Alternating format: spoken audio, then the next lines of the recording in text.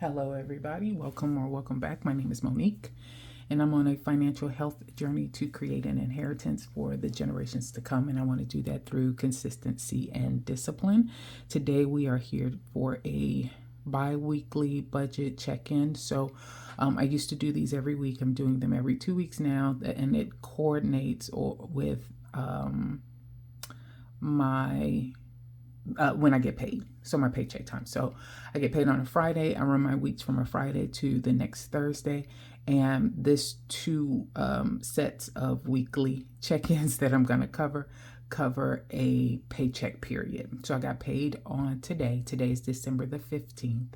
I'm not sure when I'm going to load this video. But today is December the 15th, and this is going to cover the 2 weeks prior. So this will cover when I got paid on December the 1st.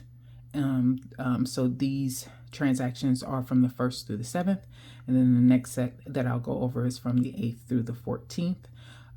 If you hear any noise in the background, that's just my sweets working on his honey-do list and tightening doorknobs and doing other things that really good men can do. So I apologize in advance for the noise, but I do want to go ahead and make this video to cover some of these expenses. These are all the things that I list as variable expenses and how I track my everyday spending. So this includes 5 particular categories. We'll move this over a little bit. So here it is on the first set. So 1st through the 7th, I track groceries, gas, spending, home, and dining. So these are the 5 categories. And then whatever that amount is, I subtract that from $320. That's how much I allot myself. I try not to go over that amount. That's the max amount that I can spend. So we'll add all of this up, see where I was. And then from there, I take any remaining out of the variable expense bank account.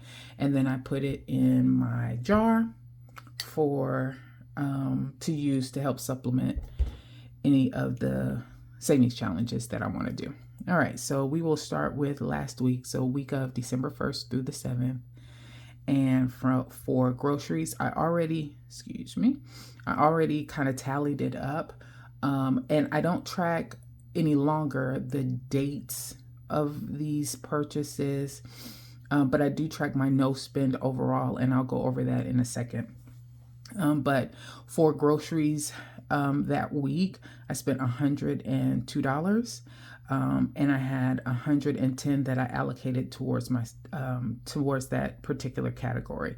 For gas, I budgeted 40. I spent 24.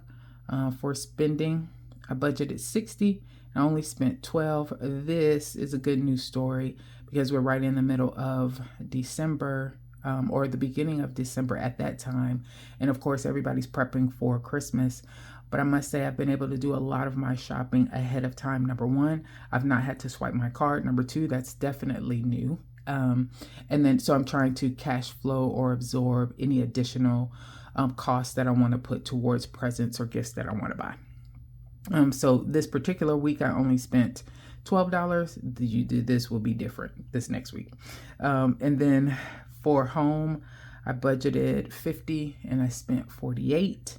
And then for dining, I budgeted 60 and I spent, budgeted 60 and I spent 43. We only ate out 3 times, which was good as well. So what I'm going to do is I'm going to adjust this. Let me fold this up. I had that out like that for the picture that I took.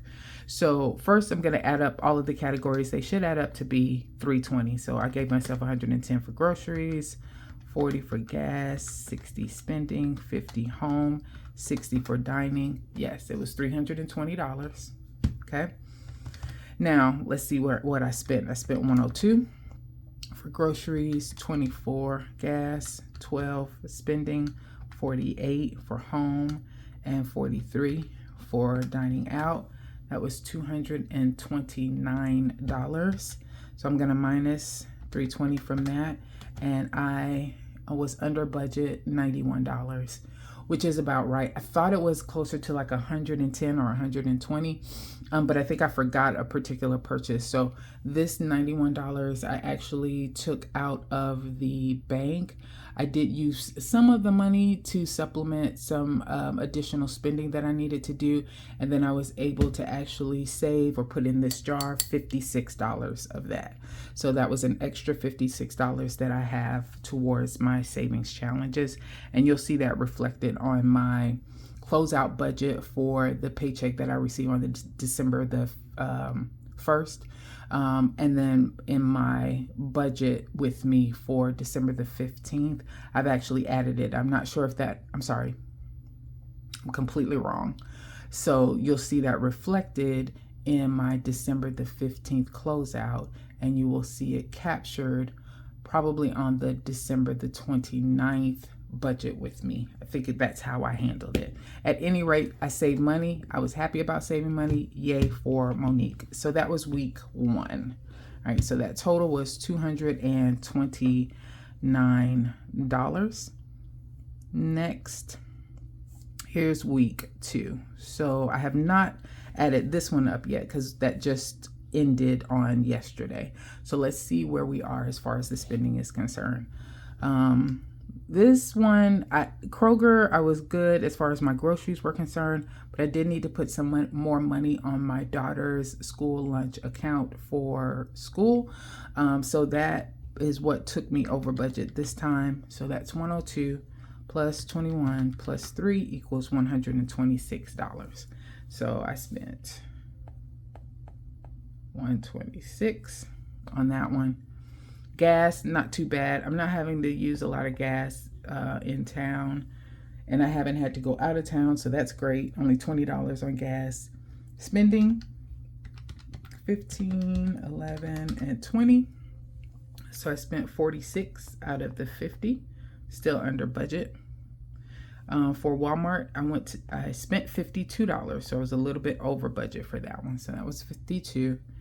And then let's see where we are for dining. I think this Papa John's that I got blew me out of the water. 16 plus 19 equals $75. So I'm definitely over budget there. All right, so let's add up the categories and make sure, first of all, that I allotted myself $320. So I gave myself, for groceries, let's erase that. Gave myself for groceries, $120. Gas is 40, spending 50, home 50, dining 60 equals, yes, $320. That's how much I gave myself. And then how much did I spend? 126, 20 for gas, 46 for spending, 52 for home, 75 for dining. Yep, that's about right. $319 minus 320 equals $1. So I'm $1 under budget, yay. But that meant that I did not have any money, and that truly is exactly what happened. I didn't have any money to pull for this week to add to my jar for my savings challenges. So we're just working with the 56 additional dollars this time around. So I will go ahead and first let me cover. I got to remember where it is. So let's do this. And I think this is it. All right. So for December, from a no spend challenge standpoint, so remember we covered 2 weeks. So from the 1st through the 14th, and I've been able to record 6 no spend days, which is awesome. So that's good. I'm on track to hit the 10 that I want to make sure that I get to. I may actually be a little bit over, which is always a great thing. It'll be hard though to meet that. Push this up a little bit. It won't be hard to meet it though, because I am going out of town. But I think I'm actually going to go out of town only for a couple of days. So I'm going to go home, see my mama, see my sister, brother, and all of my nieces and nephews. We'll probably go just around Christmas and then come on back. So I may be able to squeeze out a few more no spend days. That will be awesome if I can. We shall see. All right. And so that is it for the weekly budget check-in. I have allotted myself. Let me see if I can get there really quick. So when I did my budget with me for December the 15th, I allotted myself for week 1 as far as my variable expenses are concerned. 40 for gas, groceries 120, home 50, spending 50, and dining 60.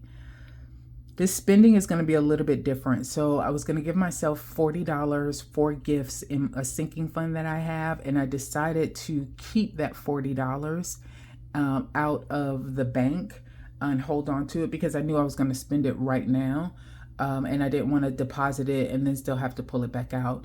So I know that this is going to be up, or I've given myself an additional $40 for that. I did allocate for that as far as my sinking funds are concerned. So I planned on giving myself that $40 regardless, but I'm going to add it into spending. And so I'm really going to have a total of about $90 that I can spend for spending, which includes that extra 40. And I'm going to mark that in gray just so that I know it's accounting for some additional funds that I typically don't give myself during for my variable expenses. It should not impact my budget as long as I stay within that $90 amount. But I did give myself an extra $40 that I did save for that. So I did want to cover that and remember that, because when I start to document all of my expenses in this upcoming week, I want to make sure that I'm tracking correctly for that. So there you go. So that's my bi-weekly check-in. I'm already set as far as my amounts are concerned for this week that started today. And then I'll do this again as far as the check-in to make sure I was tracking correctly to the amounts that I've given myself. When I get paid on the 29th, I'll take another look at this and make sure that we came in exactly where we needed to come in. So I think that is it and all to cover. Let me make sure. Yep, I think that is it. And oh yeah, here it is. So this is what I was telling you from before. So I did go ahead and account for it now. For my December the 15th paycheck, I am saying, hey, I had variable rollover of $56. I had $56 that I saved in this jar to account for savings challenges. Those amounts will be reflected in here in the amounts that you see for my savings and sinking funds when I do my closeout. So I went ahead and included it here as my variable rollover. So I did include it for December the 15th. I decided not to wait until December the 29th. So then that clears up all of the confusion that I was talking about earlier. So it is accounted for here. All right, so I think that is it. Thanks everybody for liking, commenting, and especially subscribing to my YouTube channel. Over the last week, I've gone from 90 subscribers all the way up to 200. I think someone commented on something I saw this morning saying that they were my 200th subscriber, which I was literally floored and amazed by. Truly started this channel as a way to hold myself accountable, but I do understand, recognize, and appreciate the community as a whole. So anyone who's decided to take this journey with me, thank you, thank you, thank you. Since I'm at around 200 subscribers, I don't think that it's a bad thing to go ahead and start planning for some type of giveaway for when I reach 250 subscribers. I don't know what it is. I don't know what it'll look like, but I am going to plan for that. So let's be on the lookout for that. Let's hope that these numbers keep rising, I guess. And the only other thing that I will say is that I would challenge everybody to try and figure out a positive way to talk about or talk into existence or speak into existence exactly what it is that you want in this journey that you're taking for yourself. There are a lot of YouTubers that are out there. Some that come to mind are, I know Budget Treasures will do it, and I'll add their names in my description. I know Budget Treasures does it. I know Mind Your Money does it as well. And I know Cash Bear Mama, which she has shouted me out in her description a few times around watching my videos. I'm sure that's where some of the YouTube traffic is coming from, and I appreciate her so much for that. But what I also know is all three of them tend to use some type of positive affirmations or sayings or quotes or scriptures or something that's tied to what they're doing. And I've tried to do that myself as well. And so, you know, I start every video by saying I want to create an inheritance, not necessarily get out of debt, but I want to create an inheritance. It was one of the things that I learned while reading a book called Abundant Now by Lisa Nichols. And she just talks about making sure that you're putting a spin that's pretty positive on whatever it is that you're trying to achieve. And I'm learning that that's helping me better. So instead of me saying that I didn't want to spend a lot of money around Christmas time, I was saying that I want to be able to cash flow all of the gifts that I want to provide or things like that. So I would just encourage anybody who's listening right now to just try and figure out a positive spin that you can put on exactly what you're trying to do. And you might be amazed at how that starts to change your mindset, change your way of thinking. So with that said, I am at my 15-minute mark, so I am going to stop talking at this point. Thanks, everybody, and you guys have a blessed one.